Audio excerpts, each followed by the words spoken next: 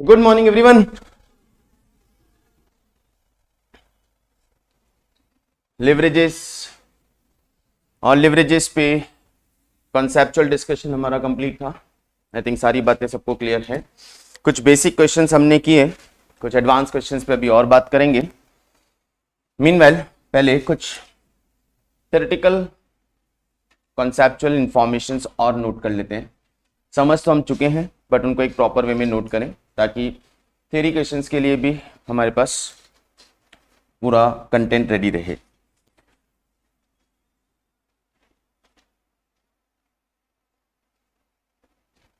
एक कॉन्सेप्ट, एक टर्म हम यूज करते हैं यहां पे, trading on equity. Trading on equity क्या है? ट्रेडिंग ऑन इक्विटी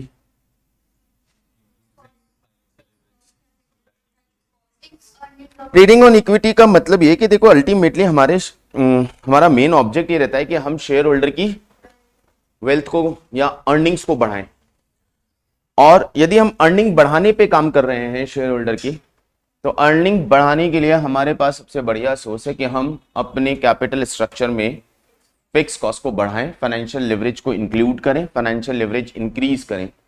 एंड जितना डिस्कशन हमने किया उसके अकॉर्डिंग यदि कैपिटल स्ट्रक्चर में फाइनेंशियल लिवरेज इंक्रीज होता है तो अर्निंग पर शेयर भी प्रोपोर्शनेटली ज्यादा रेट से बढ़ेगी। ये जो सिचुएशन है, इस सिचुएशन को ट्रेडिंग ऑन इक्विटी बोलते हैं। कि हम बेसिकली काम कर रहे हैं इक्विटी के पॉइंट ऑफ व्यू से और हम इक्विटी शेयर होल्डर को बेनिफिट पहुंचाना चाहते हैं। That is known as trading on equity. Note करेंगे पहले इसको।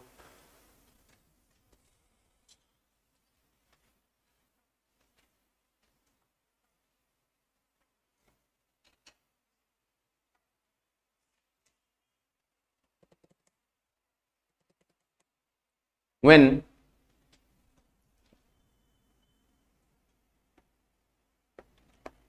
quantity of fixed cost fund या proportion of fixed cost fund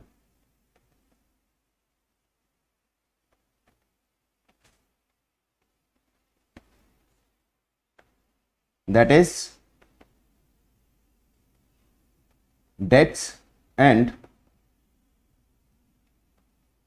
preference capital,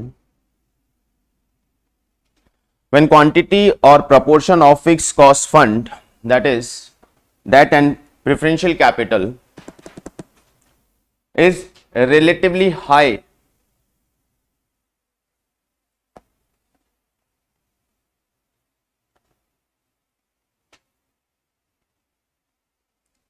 when quantity of fixed cost fund, that is debt and preference share capital, is relatively high in our capital structure or relatively high in our capital structure in comparison to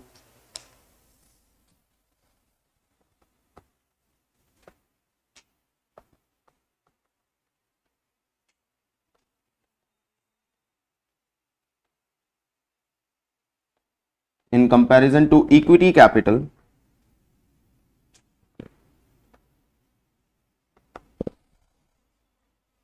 in comparison to equity capital,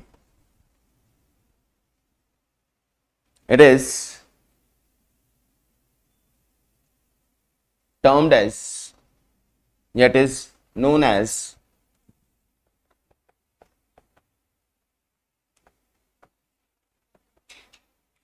that firm is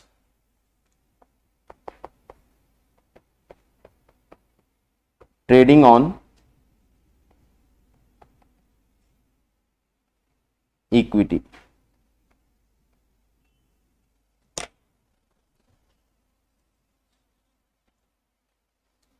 मतलब जब हमारे total capital structure में fixed cost fund का proportion, date है, preferential capital है, ये equity के comparison में रिलेटिवली हाई होती है, तो उस केस में हम ये बोलते हैं कि फर्म ट्रेडिंग ऑन इक्विटी पे काम कर रही है।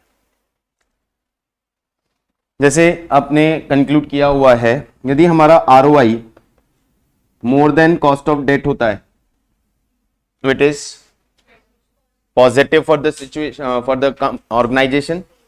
इस पॉजिटिव का मतलब क्या हुआ, जितना भी आरओआई बचा आपके पास that is more than KD, ये सिचुएशन आपकी पॉजिटिव सिचुएशन है, फेवरेबल सिचुएशन है, एडवांटेजियस सिचुएशन है, क्योंकि यहां पे जो भी आरओआई माइनस केडी, जो भी एक्स्ट्रा अमाउंट बचा वो सीधा सीधा एक्स्ट्रा अमाउंट किसकी जेब में जाएगा, इक्विटी शेयर होल्डर की जेब में जाएगा।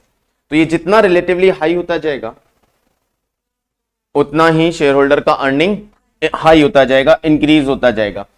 मतलब केडी तो फिक्स हो गया, आपका आरओआई बढ़ेगा तो डिफरेंस जो भी आएगा वो डिफरेंस सीधा शेयर होल्डर के पॉकेट में जाएगा। और जस्ट इसके ऑपोजिट तो ये नेगेटिव सिचुएशन हो गई, क्योंकि यहां पे आपका कॉस्ट ऑफ डेट आरओआई से कम है, तो जितना भी शॉर्टेज है उस शॉर्टेज का burden ROI cost of debt से कम है, आरओआई कॉस्ट ऑफ डेट से कम है। तो जितना भी डिफरेंस है उस डिफरेंस का, उस डेफिशिएट का बर्डन शेयर होल्डर पे आएगा और उनकी अर्निंग्स डिक्रीज होगी या नेगेटिव होने लगेगी, तो वो नेगेटिव अर्निंग की तरफ शिफ्ट हो।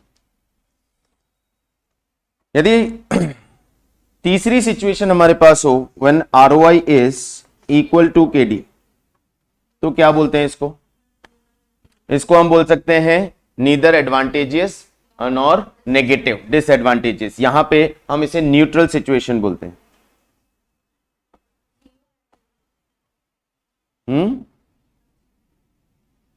It is known as neutral situation, यानी यहां पे ROI and KD is equal, तो यहां पे ईपीएस 0 हो जाएगा, यानी ये वाला पर्टिकुलर पॉइंट क्या कहलाता है, फाइनेंशियल ब्रेक इवन पॉइंट।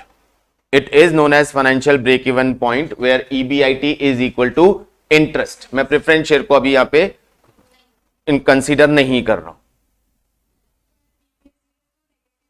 नहीं ईपीएस 0 है तो आप ईपी पे आ गए, आपका फर्स्ट टारगेट है। तो यदि तीन सिचुएशन ही बनती है, यदि आपका ईपीएस पॉजिटिव है, ईपीएस पॉजिटिव है, लेकिन जैसे जैसे आपका आरओआई बढ़ेगा वो ईपीएस उतना ही ज्यादा इंक्रीज होने लगेगा, प्रेजेंस ऑफ फाइनेंशियल लिवरेज। लेकिन यदि आपका आरओआई और केडी इक्वल है तो एटलीस्ट हम फाइनेंशियल ब्रेक इवन पॉइंट पे आ गए, तो ये न्यूट्रल सिचुएशन बनी जाती है। तो it is known as neutral situation. एक टर्म और है हमारे पास,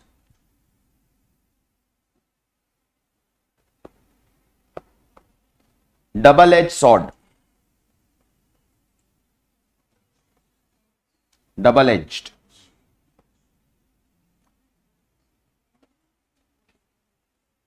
डबल एज सॉर्ड, दो धारी तलवार।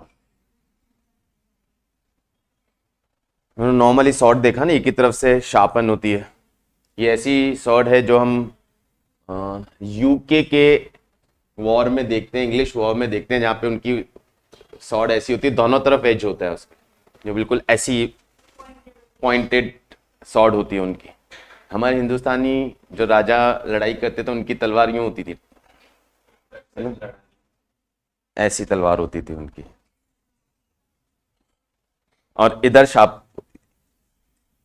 लेकिन जो मैंने जितने भी सीरीज देखे ना यूकेस के, उनकी सॉर्ड कुछ इस तरह की होती थी, तो इधर से भी शार्प होती है और इधर से भी शार्प होती थी। डबल एज, ठीक है यार मजाक हो गया, हम की बात पे आ जाते हैं। वर्ड निकला तो कॉन्टेक्स्ट याद आ गया, तो कॉन्टेक्स्ट में, तो डबल एज सॉर्ड का मतलब यह है कि आपको डबल रिस्क है। डेट्स नहीं लेते हैं तो प्रॉफिटेबिलिटी गिरती है, फाइनेंशियल लिवरेज कम होता है। डेट्स लेते हैं तो रिस्क बढ़ती है, डेट लेते हैं तो रिस्क बढ़ती है। अब डेट ले लिया तो पहले तो फाइनेंशियल रिस्क बढ़ा दी, और ऊपर से फाइनेंशियल रिस्क तो बढ़ गई, और ऊपर से हमारा ऑपरेशनल एक्टिविटी इतना परफेक्टली काम नहीं कर रहा है, हमारा आरओआई कम हो गया। अब आरओआई कम, डेट बढ़ा, तो इंटरेस्ट का बर्डन भी है और ईपीएस नेगेटिव की तरफ जा रही है। तो डेट को हम डबल एज सॉर्ड की तरह ट्रीट करते हैं, यार debt is double edge sword, लोगे तो भी मरोगे, नहीं लोगे तो भी मरोगे, इधर से भी कटना है उधर से भी कटना है। That is sort of double edge sword. Debt को इसी तरह से डिफाइन किया गया है कि जब भी फाइनेंशियल लिवरेज जो है वो डबल एज सॉर्ड है, 2 लाइन लिख लें इसकी तारीफ में, इनकी शान में थोड़ा सा 2 चीज नोट लें।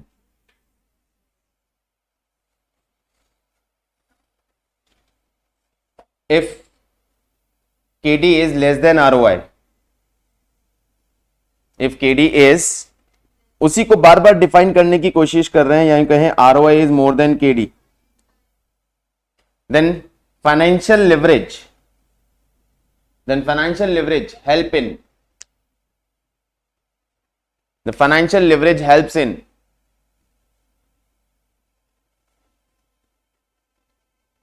increasing return on equity and EPS, return on equity या EPS। Financial leverage return on equity और EPS को इंक्रीज करने में हेल्प करता है 2 तरीके से, एक तो फिक्स्ड कॉस्ट है और दूसरा टैक्स का बेनिफिट भी है, डबल बेनिफिट। बट ऐसे ही इसका अपोजिट हो जाए,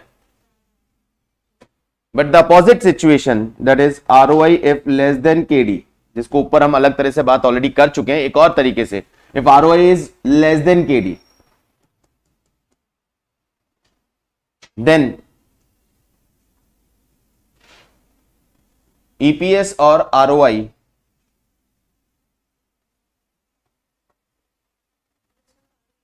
ROE, EPS and ROE will be affected negatively, will be affected negatively, leads to financial distress.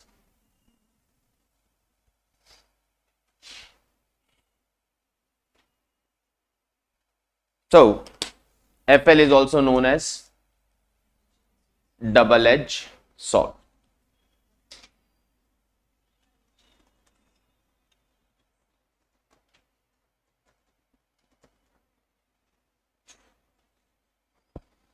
ठीक है, बाकी एक कंक्लूजन हम ऑलरेडी नोट कर चुके हैं, बात उस पर कर चुके हैं कि कौन सी सिचुएशन FL-OL की कौन सी सिचुएशन किधर लेके जाती है। तो हमने बात किया था कभी भी लिवरेज हमारा 0 to 1 के बीच में नहीं होगा, इधर लेस देन 0 होगा या मोर देन 1 होगा।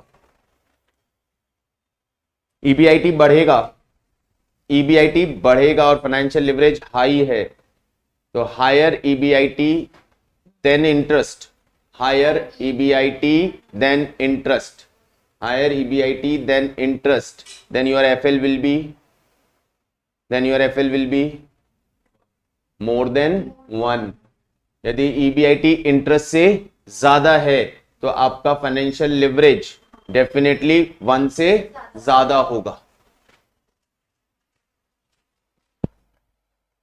तो ये 1-2 पॉइंट और हमें डिस्कस करने का था। नाउ अब किसी को कुछ भी कॉन्सेप्चुअली इस टॉपिक के बारे में पूछना है तो आप मुझे बताएं, anything, any point that you want to discuss, कोई भी पॉइंट आपके पास है जिसे आप वापस डिस्कस करना चाहते हो। चलें फिर एडिशनल क्वेश्चन बैंक की तरफ चलते हैं, कुछ एक्स्ट्रा क्वेश्चंस को लेते हैं।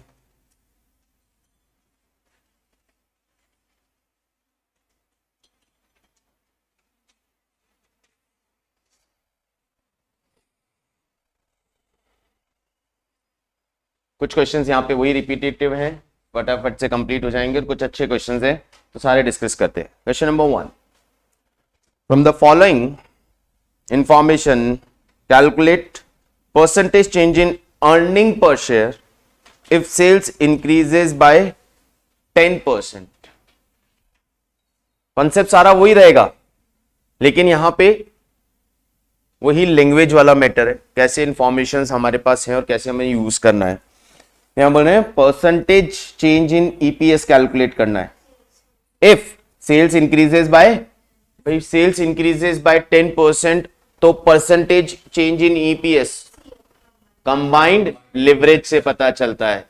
तो आपको बताना है, पहले कैलकुलेट करना है कंबाइंड लिवरेज एंड से if combined leverage is 4, that means answer क्या हो गया 40%। With the increase 10% increase in sales, EPS will be increased by 40%, 4 times, क्योंकि सीएल 4 है।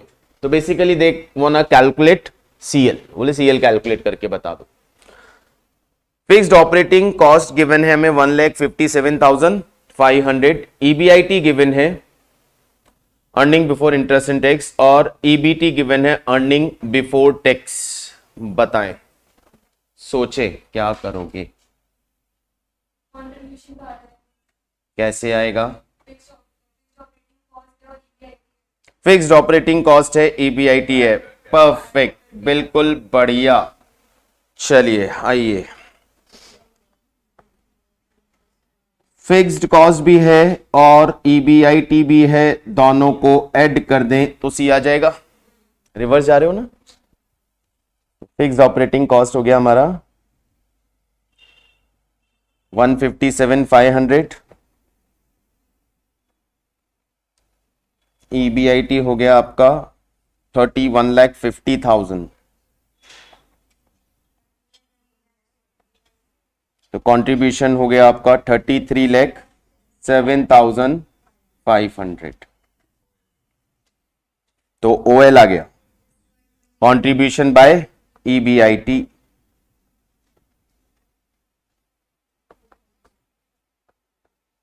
$1.05।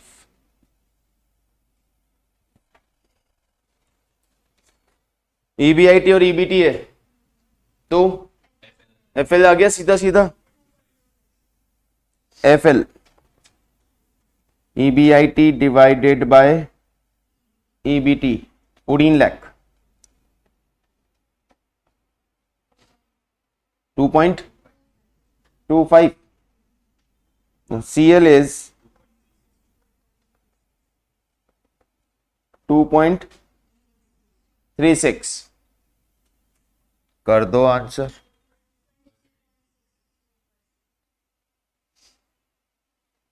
तो percentage change in EPS will B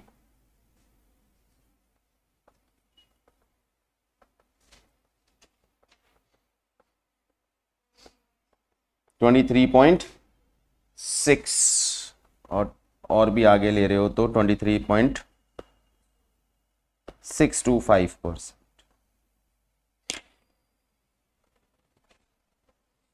कोई डाउट, कोई प्रॉब्लम है तो आप फॉर्मूले पे जाके सीधा सीएल भी निकाल सकते हो। कंट्रीब्यूशन भी है आपके पास और ईबीटी भी है, तो कंट्रीब्यूशन अपॉन ईबीटी। क्वेश्चन ने ओएल एफएल नहीं मांगा है आपसे, उन्होंने बोला है डायरेक्टली चेंज इन ईपीएस बताना है, तो हम सीएल डायरेक्ट कैलकुलेट करके भी जा सकते हैं। इजी सा क्वेश्चन था। नंबर 2,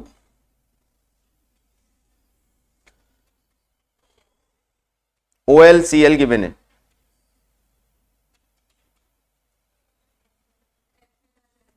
ओएल सीएल गिवन है, एफएल आ जाएगा।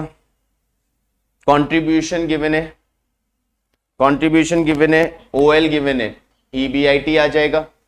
निकालना क्या है?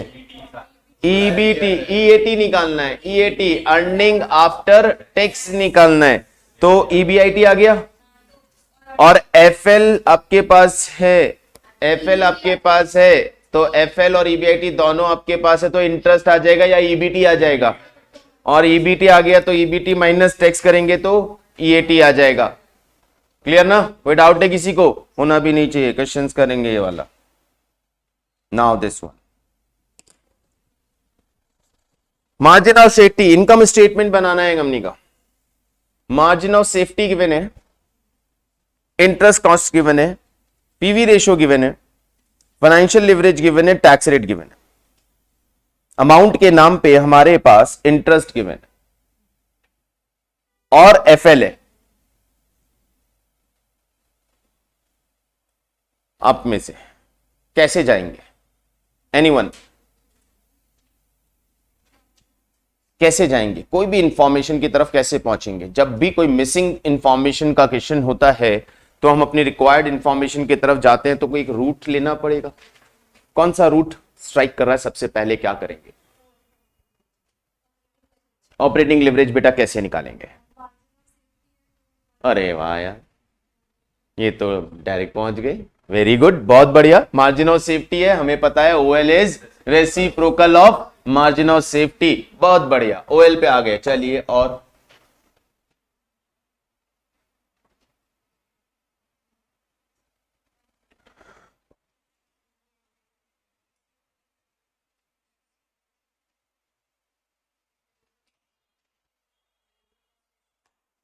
हाँ वो आ जाएगा, वो आ जाएगा। वेरिएबल कॉस्ट रेशो आ गया, बिल्कुल आ गया। पीवी रेशो गिवन है, वेरिएबल कॉस्ट रेशो आ गया। वेरी गुड, दूसरा पॉइंट भी मिल गया।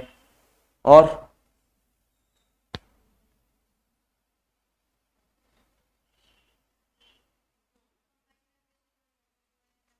हो गया कैसे? हाँ कहाँ है?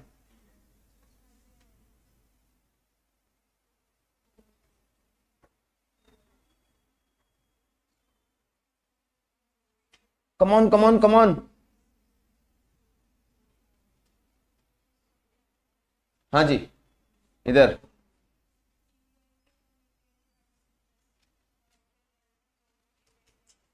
ईबीआईटी इंटरेस्ट गिवन है और एफएल गिवन है, तो उससे ईबीआईटी मिल जाएगा। गुड। और ईबीआईटी सामने आ गया तो फिर तो पहली खत्म हो गया। चलिए शुरू करते हैं।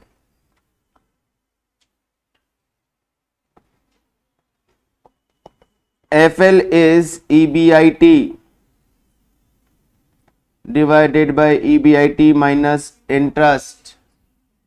और एफएल कितना दिया है? 4। मैं कंपनी ए की बात कर रहा हूं, बी आप लोग कैलकुलेट कर लेंगे फिर।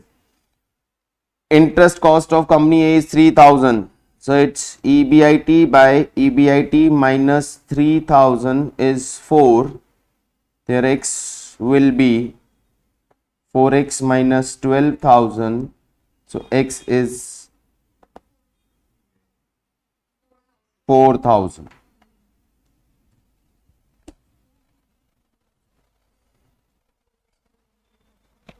EBIT पे पहुंच गए। दूसरा इंफॉर्मेशन हमारे पास है variable cost ratio 1 minus PV ratio, और इसकी जरूरत ही नहीं पड़ेगी। जो कंट्रीब्यूशन का रेशो सीधा ही मेरे पास अवेलेबल है। एनीवेज हमारा पीवी रेशो है 25%, तो वेरिएबल कॉस्ट रेशो हो गया 75%। ईबीआईटी आ गया है, पीवी रेशो आपके पास है, ओएल आपके पास है। ओएल इज 1 बाय एमओएस, तो ओएल हो गया 1 by 0.020, I think it is, yes. OL is 5। OL आ गया, देखते चलें। ओएल आ गया, ऑपरेटिंग लिवरेज आ गया, तो कंट्रीब्यूशन आ जाएगा, because OL is C upon EBIT. C by 4000 is 5, तो C आ गया 20,000. And C is contribution is 25% of sales, because PV ratio क्या होता है? पीवी रेशियो क्या होता है? Percentage of contribution over sales. So percentage of contribution मुझे पता है, तो मुझे सेल्स मिल जाएगी। तो sales will be C by PV ratio.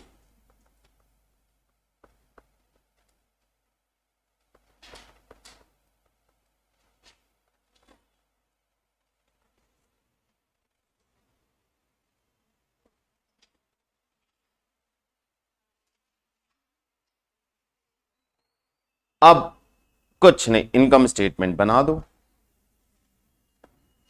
पहले दोनों के लिए कैलकुलेट कर लेंगे आप ये सब चीजें, और इनकम स्टेटमेंट साथ में बना देंगे। सेल्स वेरिएबल कॉस्ट इसका कितना है? 75%। सी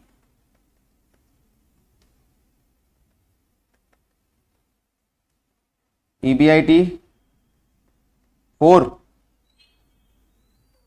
तो फिक्स कॉस्ट डिफरेंस से बचा हमारे पास 16।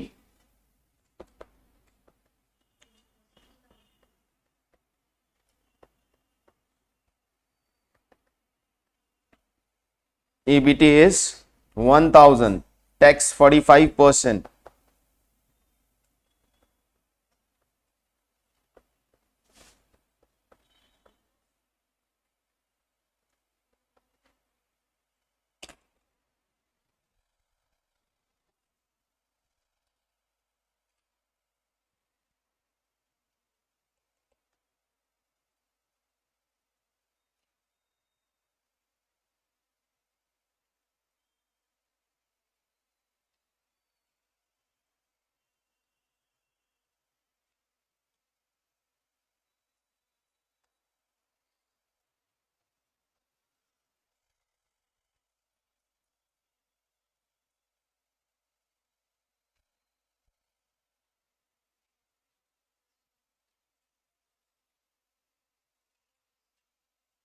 Is it okay?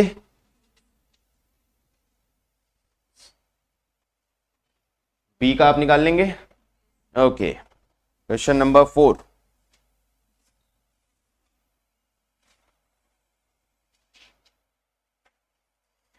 Equity capital of 10 lakh rupees, 10% debenture of 10 lakh rupees.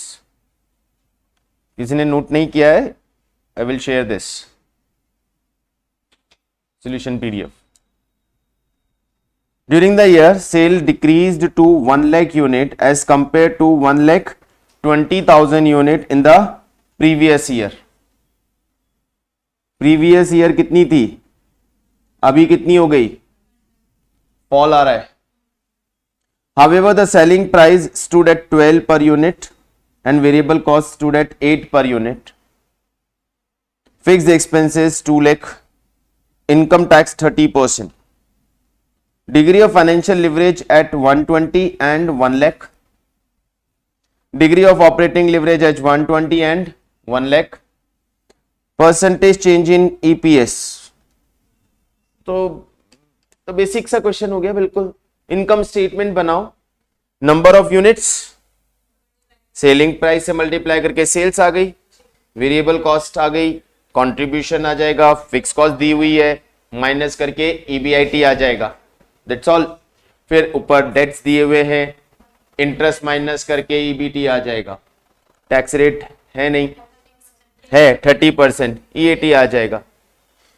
दो अलग क्वेश्चन हो गए, दोनों के क्या निकालना है?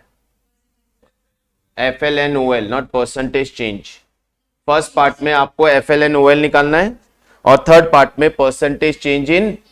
तो दोनों का ईपीएस निकाल के देख लेंगे कितना परसेंटेज चेंज आया. हाँ, ईपीएस डिक्लाइन होगा, परसेंटेज चेंज तो वहीं से पता चलेगा ना. एफएल तो पॉजिटिव ही आएगा.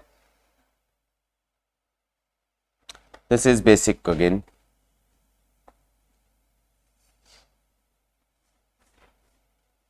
Sales revenue of company is 20 rupee per unit. Of the output is 20 lakh rupees and the contribution is 10 lakh rupees. At the present level of output, the DOL is 2.5. OL given है. The company OL given है, contribution given है. EBIT आ गया, fixed cost पता चल गया.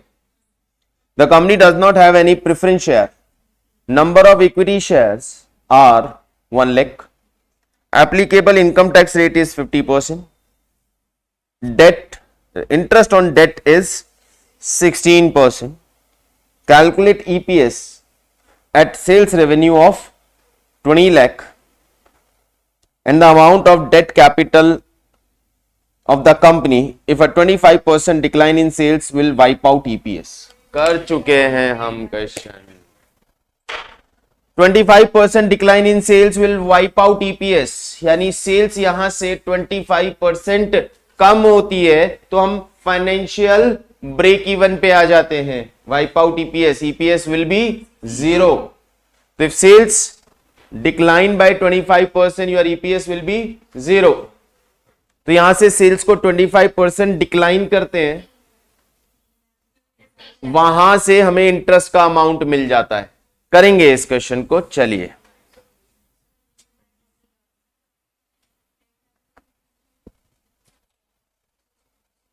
New cell पहले कितनी थी? -20,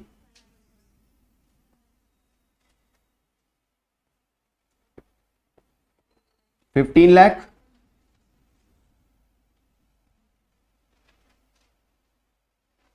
कंट्रीब्यूशन तो वेरिएबल कॉस्ट लेस करेंगे। कंट्रीब्यूशन पहले देखो 20 लाख की सेल्स पे कितना कंट्रीब्यूशन मिल रहा है?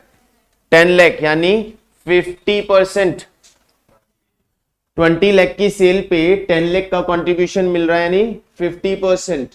यदि 50% कंट्रीब्यूशन है तो variable cost 50%, 50% variable cost.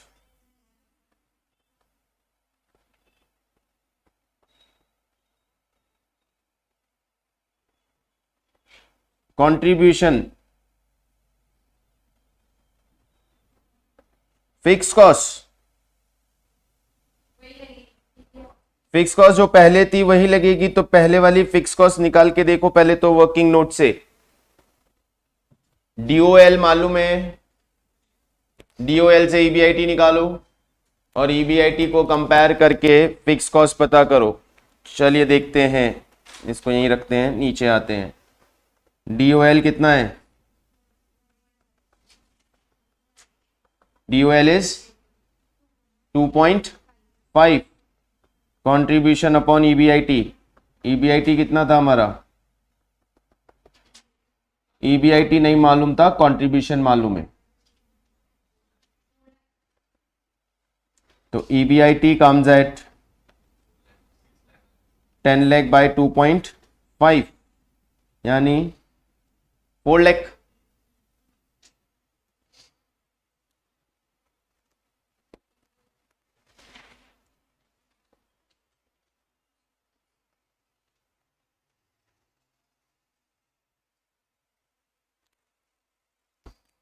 Contribution minus EBIT fix cost होगा, क्योंकि contribution minus fix cost EBIT आता है।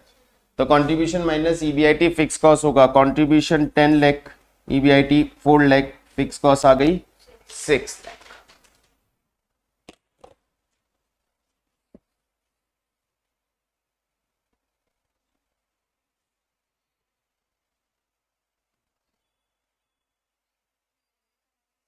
$10 लाख बेटा गिवन है कंट्रीब्यूशन।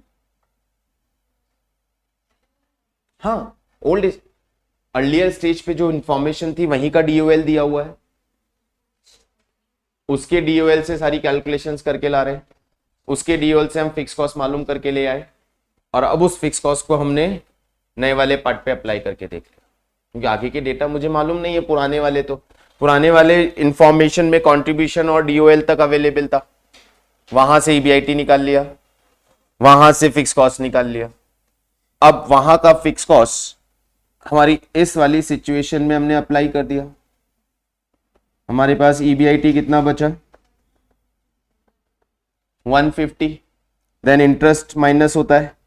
ये बोल रहा है इस वाली सिचुएशन पे ईपीएस 0, तो इंटरेस्ट कितना रहा? 150, यानी at financial break even point EBIT will be equal to interest. So EBIT is 150, then interest will be 150. And once interest is there, तो आपको पता है इंटरेस्ट का रेट कितना है? 16%। तो हमारे डेट कितने हो जाएंगे? 1,50,000 डिवाइडेड बाय 16%, 9,37,500 के डेट्स आ गए, खत्म।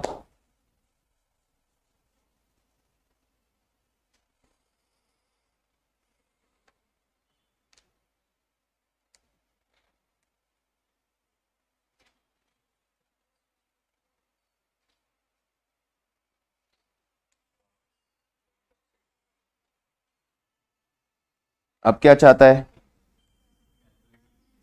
ईपीएस कैलकुलेट करने को बोल रहा है।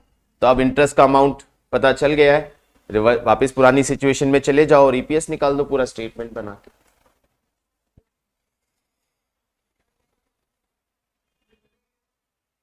नेक्स्ट, मैं ये सारे क्वेश्चंस आप लोगों को डिस्कस कर लूंगा। कोई पॉइंट ऐसा होगा जो समझने लायक होगा, समझ लेते हैं, ताकि सॉरी, हाँ, क्वेश्चन नंबर 6। देखिए बैलेंस शीट दिया एक, जहां से हमें नंबर ऑफ शेयर्स और डिबेंचर का अमाउंट मिल गया। 10% डेट है 6 लाख रुपीस के और 80,000 नंबर ऑफ इक्विटी शेयर्स है। 8 लाख रुपए की इक्विटी कैपिटल ऑफ ₹10 ईच, यानी 80,000 shares. Sales, OL, operating expenses including depreciation. अब ये जो ऑपरेटिंग एक्सपेंसेस इन्होंने माइनस किए हैं, इसमें हमें नहीं मालूम वेरिएबल कॉस्ट कितना है, फिक्स कॉस्ट कितना है, ये कंबाइंड माइनस किया होगा। अब इसमें डेप्रीशिएशन 60,000, तो वी विल अज्यूम कि पार्ट डेप्रीशिएशन तो फिक्स होगा ही होगा, बाकी इंफॉर्मेशन देखते हैं, अदरवाइज सब वेरिएबल हो गए। Determine the degree of OL FL at the current sales if all operating expenses other than depreciation are variable। लो पता चल गया, इसमें से 60 फिक्स्ड है, 60 वेरिएबल है। If total assets remain at the same level but sales increases by 20% and decreases by 20%, compute the earning per share at the new sales level। Current, देखो पूरा detail statement बनाने नहीं जाएंगे, पहले करंट स्टेटस पे statement बना के CL निकाल, OL, FL एंड CL। अब चेंज इन सेल्स और चेंज इन EPS CL से आ जाएगा। तो परसेंटेज चेंज इन सेल्स पहली स्टेज पे बोल रहा है 20% का इंक्रीज, एंड सपोज CL है आपका 4, तो EPS विल इंक्रीज बाय 80%, क्योंकि 20% इंक्रीज सेल्स में हुआ है और CL 4 है, तो EPS में 4 टाइम्स यानी 80% का इंक्रीज आएगा। तो जो करंट लेवल पे EPS है प्लस 80% नई EPS आ गई। डायरेक्ट कैलकुलेशन, कैलकुलेटर है, चलाएंगे। मुझे इस कैलकुलेटर पे चला के इसका CL बता दो।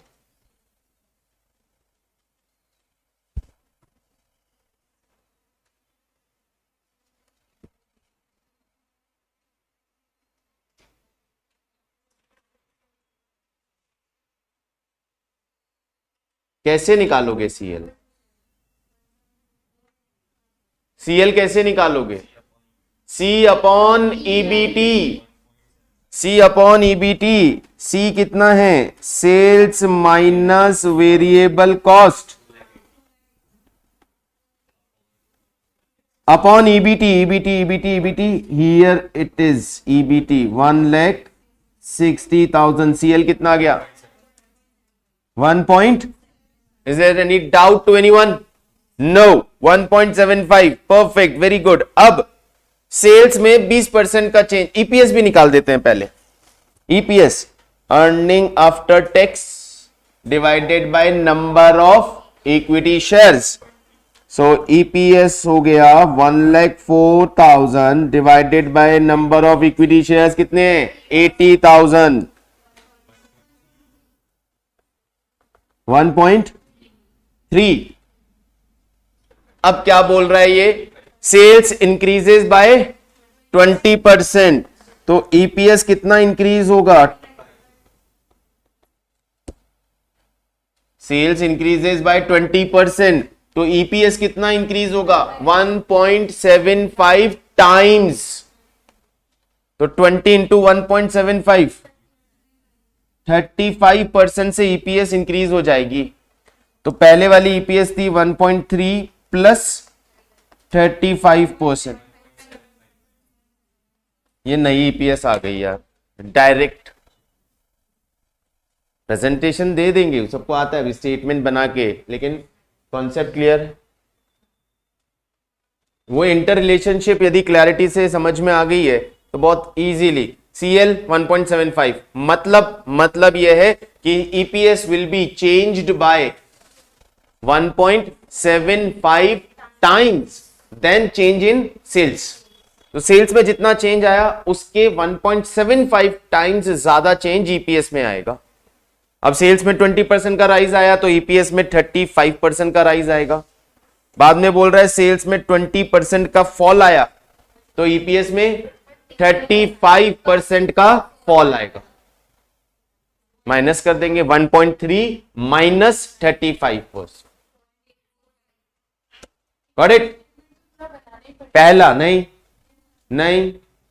इनकम स्टेटमेंट क्यों बनाना है, ये इंटरप्रिटेशन डायरेक्ट देना है, इसीलिए तो कॉन्सेप्ट की बात कर रहा हूं। इनकम स्टेटमेंट फर्स्ट वाला बनाना है, फर्स्ट वाला इनकम स्टेटमेंट आपको वापस बनाना पड़ेगा क्योंकि आप कंट्रीब्यूशन ईबीआईटी सब अलग अलग करोगे। उससे ओएल एफएल सीएल जो मांगा है वो निकाल के देना है, वहां ईपीएस तक जाना है। उसके बाद ये सेकंड पार्ट में सीधा इंटरप्रिटेशन देना है।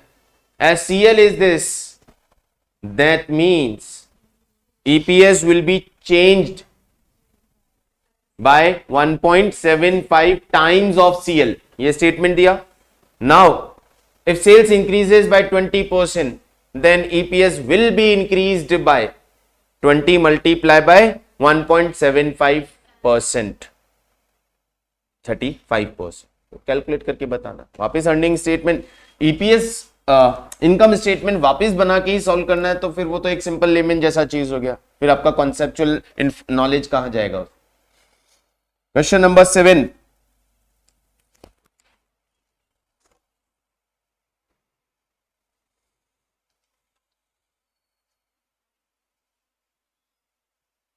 $5 करोड़ की इक्विटी कैपिटल है, 50 लाख शेयर्स हो गए। डिबेंचर 15% से 10 crore sorry. Fix cost, variable cost ratio, asset turnover ratio. Sales आ गई सर। असेट टर्नओवर रेशो का फॉर्मूला हमने लिखा था sales divided by total asset. Total asset है 20 CR की, तो sales is equal to 50 CR। खत्म हो गया क्वेश्चन ही। अब इस पूरे क्वेश्चन में पॉइंट सिर्फ ये था, सेल्स आ गई, वेरिएबल कॉस्ट का रेशो दिया हुआ है, variable cost, contribution, fix cost दिए, ईबीआईटी, डेट दिए है, इंटरेस्ट, टैक्स रेट दिए, ईएटी, नंबर ऑफ शेयर्स दिए, ईपीएस, क्या बचा? बट यहां पे पॉइंट क्या था, ये टोटल असेट टर्नओवर रेशियो टिका दिया यहां पे। बोले अब ये समझता है तो कर ले भाई, और नहीं तो फिर EPS, OL, FLCL, yes you can calculate everything. Calculate वही OL FLCL in all the situation. अरे ये मजाक है, देखो यार, ये सिचुएशन में आके मजाक कर देते हैं हमारे साथ। हमारी कैपेसिटी है 4000 यूनिट्स की और हम अपनी कैपेसिटी के 75% पे ऑपरेट कर रहे हैं, हमें ऑपरेशन से मतलब है। तो currently our production is of 3000 unit, 75% of the capacity. Selling price मालूम है, वेरिएबल कॉस्ट मालूम है, फिक्स कॉस्ट मालूम है, इसको भूल जाओ। फिक्स कॉस्ट मालूम है, पूरा क्वेश्चन सॉल्व कर दो और इसको भी भूल जाओ। तो यहां पे आपको दिए हुए हैं 4 क्वेश्चन, पता है आपको 4 क्वेश्चन, मैं इसलिए बोला मजाक। Situation A plan A, situation 2 plan A, situation 1 plan B, situation 2 plan B. Combination से बार बार ओएल एफएलसीएल निकालने।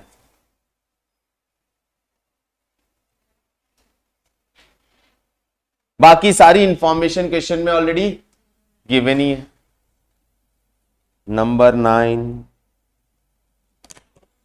ये सारे क्वेश्चंस एग्जाम में आए हुए हैं 10 मार्क्स में।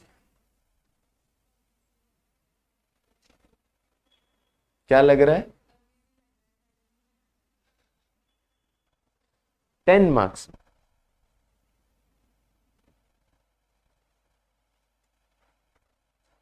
अपना तो अभी पता नहीं है कितने मार्क्स का आएगा, क्योंकि पेपर पैटर्न में बहुत चेंज आने वाला है सभी के। कुछ भी, बट आएगा इस चैप्टर से क्वेश्चन, ये तो कंफर्म। नेक्स्ट, आउटपुट दिया है, selling price, variable cost, fix cost. क्या चाहते हो यार, बच्चों वाला क्वेश्चन। नीचे की लाइन पढ़ते हैं। Navya limited has decided to undertake an expansion project to use the market potential that will involve rupees 10 lakh.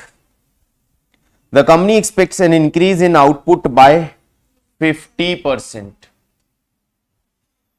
Fixed cost will be increased by 5 lakh. Variable cost per unit will be decreased by 10%. The additional output can be sold at the existing selling price without any adverse impact on the market. Wow. Expansion पे जा रहे हैं, expansion से additional production आएगा, additional production पे selling price आपको वही मिल जाएगी जो पुराने प्रोडक्शन की है, बट आपकी per unit variable cost will decrease by 10%, but your fix cost will be increase by 5 lakh rupees. ठीक है।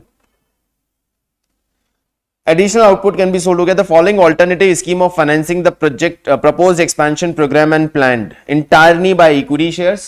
तो number of shares बढ़ जाएंगे, 5 lakh by shares and बाकी by debenture, तो number of shares भी बढ़ जाएंगे और इधर से interest cost बढ़ जाएगी। entirely by debenture, interest cost बढ़ जाएगी। Find out which of the above alternative would be recommend for Navya Limited. Tax rate is 40%. Sir ये तो क्वेश्चन कैपिटल स्ट्रक्चर का हो गया, करके आए हैं, ये तो करके आए हैं,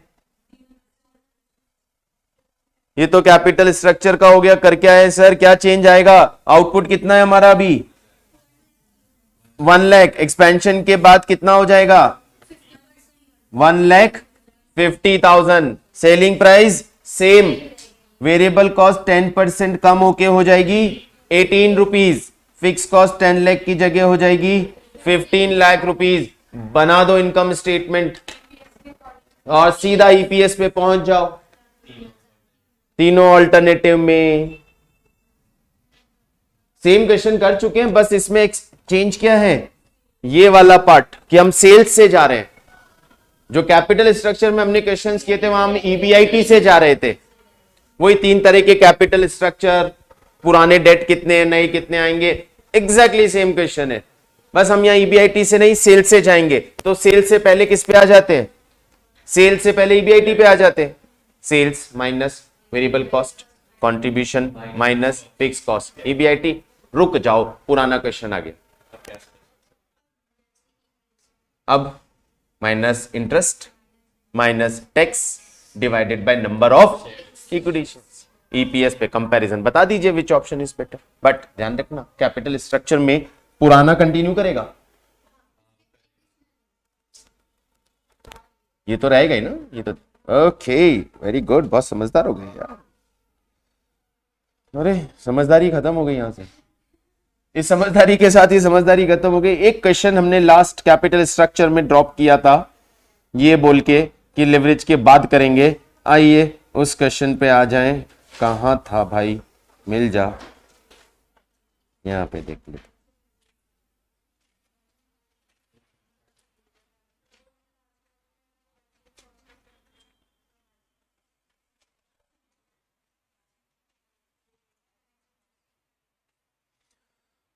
Which one?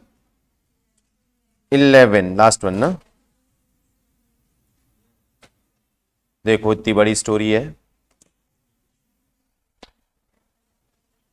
The financial advisor of Sun limited, सुनना, अभी सब लिवरेज इतना अच्छे तरह से हो गया, अभी अपने आप समझ में आ जाएगा। 2 अल्टरनेटिव और raising finance of 10 lakh rupees. पहला 80% by debenture and redeem at premium of 10% after 10 year and balance by equity share. Raise 10% fund by issuing irredeemable debenture and the remaining by issue of equity share at current market price. Currently the firm has EPS of 21 rupees. The modernization expansion program is expected to increase the earning before interest and tax by 2 lakh rupees. The firm's condensed balance sheet, current liability, पुराने loans, पुरानी capital, ठीक है. However, the finance advisor is concerned about the effect that issuing of debt might have on the firm, and the average debt ratio of the firm in industry is 35%. He believes if this ratio is exceeded, the P ratio of the company will be 7 because of the potential greater risk. If the firm increases its equity capital by more than 10%, he expects the P ratio of the company will increase to 8.5. Assume tax rate 25%. Assume target dividend payout under each alternative to be 60% for next year, and the growth rate is to be 10% for the purpose of calculating cost of equity. Suggest on the basis of EPS and MPS, FL, weighted average cost of capital and marginal cost of capital using book value weight. ये combined question है तीनों chapter का. Cost of capital, ये रहा, redeemable debt, irredeemable debt, equity, इन सब की cost निकालनी है, तो कॉस्ट ऑफ कैपिटल वाला कॉन्सेप्ट आ गया. सेकंड, कैपिटल स्ट्रक्चर, दो डिफरेंट ऑल्टरनेटिव्स, तो कैपिटल स्ट्रक्चर का क्वेश्चन हो गया. और फिर उसके बाद इन्होंने एफएल कैलकुलेट करने को बोला है, तो फाइनेंशियल लिवरेज यानी लिवरेज का क्वेश्चन. तो इसमें हमारे पास तीनों तरह का कॉन्सेप्ट आ गया. Cost of equity, cost of debt निकालना है. यहां पहले करंटली हमारा पी रेशो, ईपीएस निकालेंगे, और ईपीएस के साथ पी रेशो गिवन है. कब? जब डेट कितने ज्यादा हो जाए, डेट इक्विटी रेशो 35% से ज्यादा हो जाए, तो पी रेशो कितना हो जाएगा, 7, यानी हमारा फर्स्ट चॉइस. इसमें पी रेशो आएगा 7, क्योंकि इसमें आप फंड 80% फंड किससे ला रहे हो, डेट से ला रहे हो. 10 लाख का 80% यानी 8 लाख रुपए के डेट रेस कर रहे हो. पहले से डेट कितने हैं, 15 लाख के, 8 लाख के और डेट आ गए, तो टोटल 23 लाख के डेट हो जाएंगे. ऑब्वियसली कैपिटल के 35% से तो ज्यादा हो रहे हैं, तो उस केस में पी रेशो कितना होगा, 7. ईपीएस आप निकालोगे, पी रेशो गिवन है, मार्केट प्राइस कैलकुलेट हो जाएगी. दूसरे ऑप्शन में हम सिर्फ 10% डेट ला रहे हैं, बाकी पूरा इक्विटी से रेस कर रहे हैं, तो उस केस में हमारा पी रेशो क्या हो जाएगा, 8.5. वापस वही कैलकुलेशंस. अब बताइए इस क्वेश्चन में. हाँ बिल्कुल, एक बार आप ट्राई करेंगे इसको, और उसके बाद यदि इश्यूज आते हैं फिर हम इसके सॉल्यूशन को डिस्कस करें. पहले कॉस्ट ऑफ कैपिटल क्या था, चेंज के बाद क्या. ठीक है. So guys, it's over. Finally हमारा financial decision, financing decision consist of 3 topic: cost of capital, capital structure theories and leverages is over. और आई थिंक सभी कंफर्टेबल हैं कॉन्सेप्चुअली. अपने अपने स्टडी मटेरियल को गो थ्रू करें, क्वेश्चंस देखें, problem हुआ तो डिस्कशन पे फिर चलेंगे. Okay, bye, thank you.